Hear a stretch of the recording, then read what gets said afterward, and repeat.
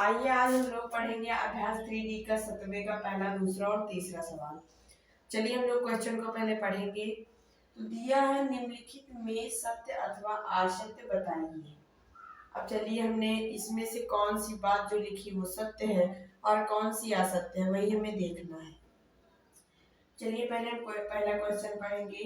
दिया है 5 ऋणात्मक पूर्णांकों का सतत गुणनफल धनात्मक है। जैसे कि यहाँ पर हम लिखते हैं -1 गुणे -1 गुणे -1 गुणे -1 गुणे -1, ये 1 2 3 4 5 हो गया। जैसे कि 3 बार 5 बार 7 बार 9 बार 11 बार जैसे कि माइनस आए तो वहां पर माइनस ही होगा। और जैसे कि 2 बार 4 बार 5 2 बार 4 बार और 6 बार और 8 बार आए तो प्लस होगा। यहाँ पर 5 बार है तो यहाँ पर माइनस ही हो जाएगा, माइनस माइनस। और 1 से 1 में गुणा करेंगे तो 1 ही तो होगा, तो इसीलिए -1 आ रहा है।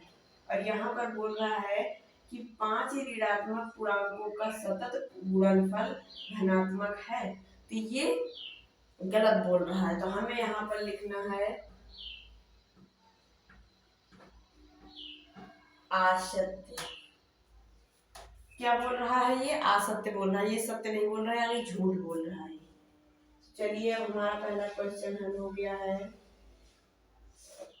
अब हम दूसरा क्वेश्चन देखते हैं। 2 ऋणात्मक पूर्णांकों का गुणनफल। देखिए इसमें दिया है कि 2 ऋणात्मक गुणनफल, 2 ऋणात्मक पूर्णांकों का गुणनफल धनात्मक है। जैसे कि यहाँ पर हो गया -1 गुणे -1, यहाँ पर माइनस माइनस प्लस हो जाएगा, 1 से 1 गुणा करेंगे तो 1 आ गया। देखिए यहाँ पर धनात्मक आ गया, 2 ऋणात्मक पूर्णांकों का गुणनफल धनात्मक है, तो यहाँ पर आ गया धनात्मक। तो ये क्या बोल रहा है? ये सत्य बोल रहा है, 2 ऋणात्मक पूर्णांकों का गुणनफल धनात्मक होता है, तो ये सही बोल रहा था, इसीलिए इसमें सत्य आ गया। और पहला वाला जो गलत बोल रहा था इसीलिए उसमें असत्य हो गया। चलिए हम तीसरा क्वेश्चन देखते हैं। दिया है 2 पूर्णांकों में यदि केवल दो पूर्णांक संख्याएं हैं, 2 पूर्णांकों में यदि केवल एक ऋणात्मक है तो उसका गुणनफल ऋणात्मक होता है। देखिए 2 पूर्णांकों में यदि एक ऋणात्मक हो, चलिए हम यहाँ पर लिख लेंगे 1 गुणे -1।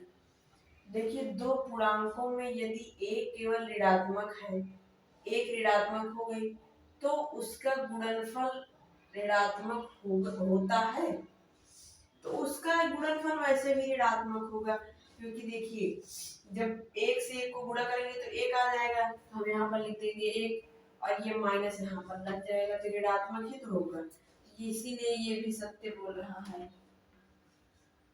ये भी हो गया सत्य। क्योंकि जब जैसे कि हमने दो संख्याएं लिखी, दिया है 2 पूर्णांकों में यदि केवल एक ऋणात्मक है तो उसका गुणनफल ऋणात्मक होता है।